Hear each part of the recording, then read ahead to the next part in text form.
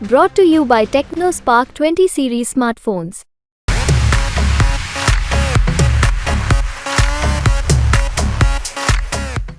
राहुल गांधी ने आज रायबरेली से अपना नामांकन कर दिया, लेकिन राहुल गांधी ने एक शब्द नहीं बोला।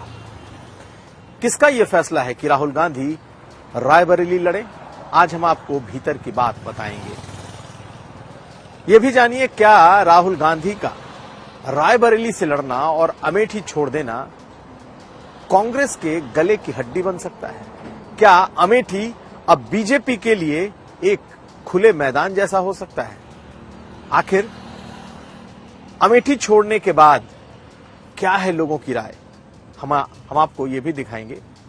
और कैसरगंज में कैसे ये नामांकन का जुलूस नहीं बल्कि एक विजय जुलूस में तब्दील होता दिखा, कैसे एक बार फिर अपना जलवा दिखाने की कोशिश की ब्रजभूषण शरण सिंह ने, हम आपको ये भी दिखाएंगे। ये तमाम खबरें आज का यूपी में। नमस्कार, मैं हूं कुमार अभिषेक, आप देख रहे हैं यूपी तक। हम हाजिर हैं अपना न्यूज शो आज का यूपी लेकर। रायबरेली से नामांकन करने के साथ ही राहुल गांधी का एक पुराना भाषण बहुत वायरल हो रहा है और राहुल गांधी के विरोधी उस भाषण पे खूब मजा ले रहे हैं। एक आम बीजेपी का कार्यकर्ता हो या प्रधानमंत्री मोदी, डरो मत। जी हां, राहुल गांधी का ये वो दो शब्द का एक पंचलाइन है जिसे कांग्रेस नेता खूब भुनाते रहे।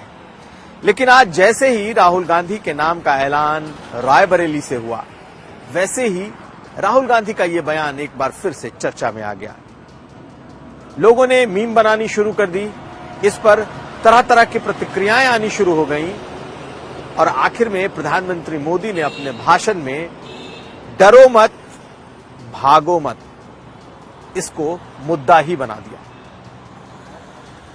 राहुल गांधी ने कभी कहा था डरो मत, लेकिन आज जब वो अमेठी छोड़कर रायबरेली आ गए तो फिर इस डर को लेकर खूब सवाल हुए।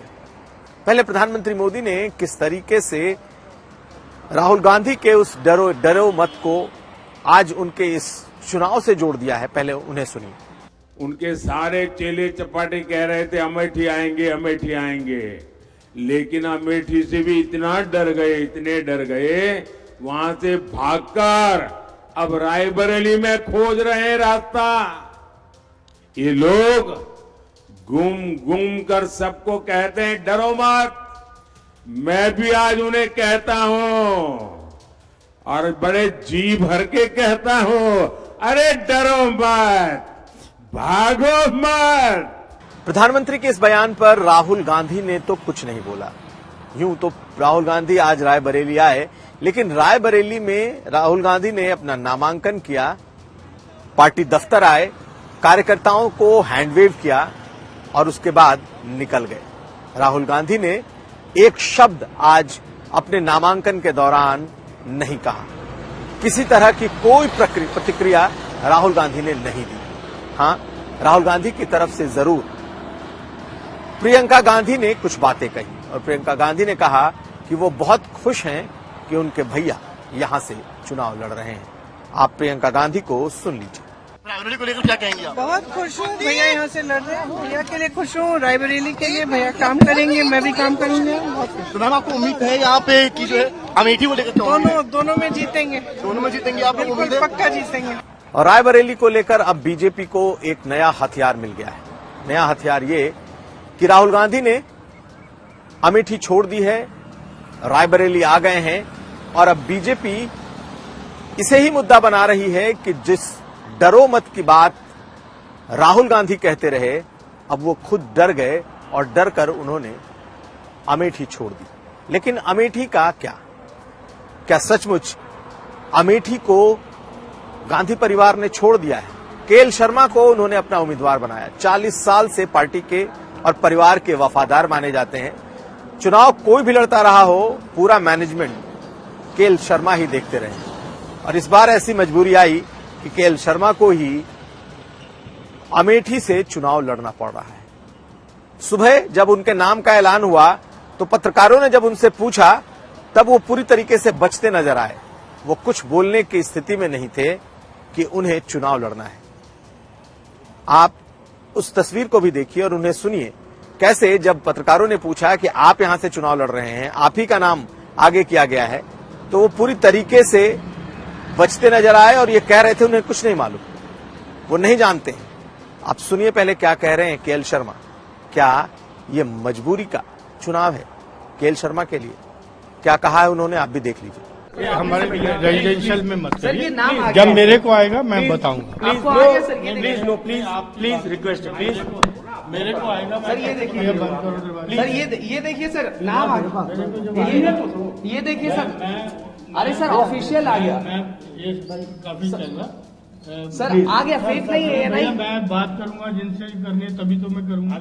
रायबरेली में तो कांग्रेस कार्यकर्ताओं के बीच ये में खुशी की लहर है। कार्यकर्ता बेहद खुश हैं कि राहुल गांधी अब उनके क्षेत्र से चुनाव लड़ने आ रहे हैं।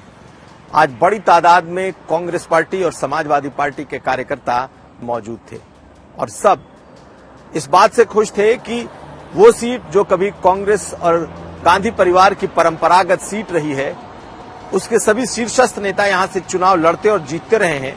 अब राहुल गांधी वहां से आ रहे हैं। लेकिन अमेठी का क्या होगा?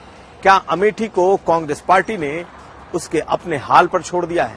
राहुल गांधी पिछला चुनाव हार गए, तो इस बार क्या कांग्रेस पार्टी ने अमेठी को इस तरीके से छोड़ दिया कि गांधी परिवार का कोई सदस्य चुनाव ही ना लड़े?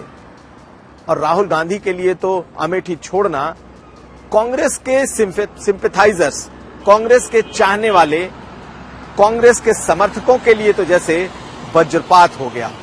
बहुत सारे कांग्रेस के इन्फ्लुएंसर, सोशल मीडिया पर उनके लिए लिखने और करने वाले ऐसे लोगों ने खूब आलोचना की है। हालांकि प्रियंका गांधी 6 तारीख से अब इस इलाके में यानी कि अमेठी रायबरेली में कैंप करेंगी और केएल शर्मा को जिम्मेदारी होगी, जिताने की जिम्मेदारी भी अपने कंधों पर लेने जा रही हैं।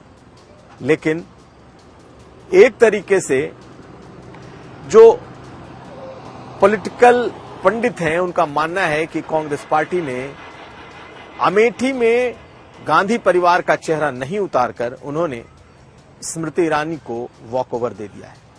स्मृति ईरानी ने क्या कहा है ये भी सुन लीजिए। और जनता भी ये जानती है रायबरेली की कि जिन्हें अमेठी ने अस्वीकार कर दिया, जो अमेठी छोड़कर वायनाड चले गए, वो रायबरेली के पूर्णता कभी नहीं हो पाएंगे। प्रश्न ये उठता है कि उन्होंने वायनाड में कहा कि वायनाड ही उनका परिवार है, तो आज रायबरेली में क्या कहेंगे? अब एक अंदर की बात, आखिर राहुल गांधी आए तो उन्होंने एक शब्द भी क्यों नहीं कहा? उन्होंने अपने कार्यकर्ताओं को, अपने वर्कर्स को कोई संबोधन क्यों नहीं दिया? उन्होंने किसी भी मीडिया संस्थान से एक भी बाइट, एक भी शब्द क्यों नहीं कहा? क्या राहुल गांधी कुछ बोलना नहीं चाहते? क्या राहुल गांधी इस फैसले से नाराज हैं? क्या राहुल गांधी इतने खुश हैं कि वो अब इस पर कुछ नहीं बोलना चाहते? आज यहां पहुंचे कांग्रेस के एक बड़े नेता, कांग्रेस के इनसाइडर्स की अगर माने तो ये इकलौता फैसला, ये फैसला पूरी तरीके से सोनिया गांधी का था और सोनिया गांधी चाहती थी कि राहुल गांधी ही रायबरेली का चुनाव लड़े। राहुल गांधी ही उनके छोड़ने के बाद अब रायबरेली को संभालें। राहुल गांधी ही रायबरेली का नया सांसद बने। पार्टी की तरफ से अब रायबरेली पर पूरा फोकस है और कांग्रेस के एक शीर्ष नेता ने बताया कि बहुत पहले यह तय किया जा चुका था, यह रणनीतिक तौर पर तय था कि राहुल गांधी ही लड़ेंगे और यह सोनिया गांधी का कॉल था कि राहुल ही लड़ेंगे। खैर, सच्चाई जो भी हो, लेकिन अब राहुल गांधी के लिए नया क्षेत्र बन गया है रायबरेली। रायबरेली में उनके सामने होंगे दिनेश प्रताप सिंह, पुराने कांग्रेसी हैं, हालांकि कई पार्टियों में रहे। राहुल गांधी ने बेशक आज कुछ नहीं बोला, लेकिन आज एक तस्वीर बड़ी चर्चा में रही।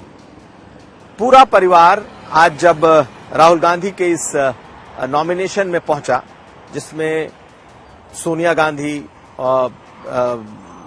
प्रियंका गांधी, रॉबर्ट वाड्रा, राहुल गांधी और 5वें शख्स थे मल्लिकार्जुन खड़गे। ये सभी रायबरेली में जब निर्वाचन अधिकारी के कमरे में पहुंचे, जब वहां पहुंचे तो एक एक करके सबकी एंट्री हुई। ये तस्वीर ऐसी सामने आई कि लोग इसे देखते रह गए। प्यारी सी तस्वीर है परिवार की, और इस तस्वीर में एक एक करके सभी अंदर आ रहे हैं। पहले सोनिया गांधी अंदर आती हैं, कुछ देर तक वो अकेले अंदर रहती हैं, देखती हैं कौन पीछे से आ रहा है। फिर उन्हें दिखाई देता है कि पीछे से मल्लिकार्जुन खड़गे हुए आते हुए दिखते हैं। सोनिया गांधी बैठती हैं, उसके बगल में मल्लिकार्जुन खड़गे अपना स्थान लेते हैं। फिर रॉबर्ट वाड्रा आते हुए दिखाई देते हैं, रॉबर्ट वाड्रा बैठते हैं। राहुल गांधी आते हैं अपने पूरे कागजात के साथ, वो आकर बैठते हैं। और फिर आखिर में प्रियंका गांधी आती हैं। सब आगे बढ़ते हैं। राहुल गांधी अपना पर्चा दाखिल करते हैं, रिटर्निंग ऑफिसर को अपना नामांकन का पर्चा देते हैं।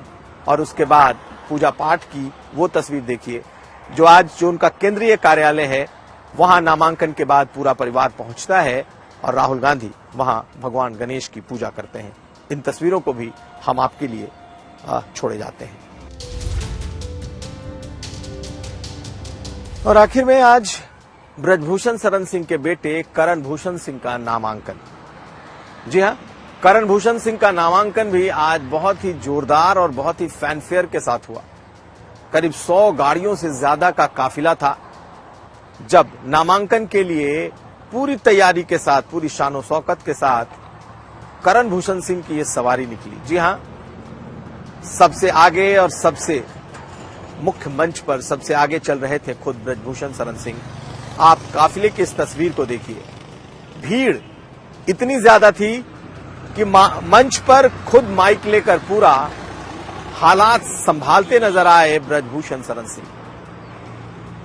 ये जीत का जश्न नहीं था, ये नामांकन का दिन था। और इस नामांकन में अपनी ताकत का एक बार फिर खुला प्रदर्शन किया ब्रजभूषण शरण सिंह ने, और दिखा दिया कि बेशक उन्हें टिकट न मिला हो, लेकिन ताकत तो उन्हीं की है।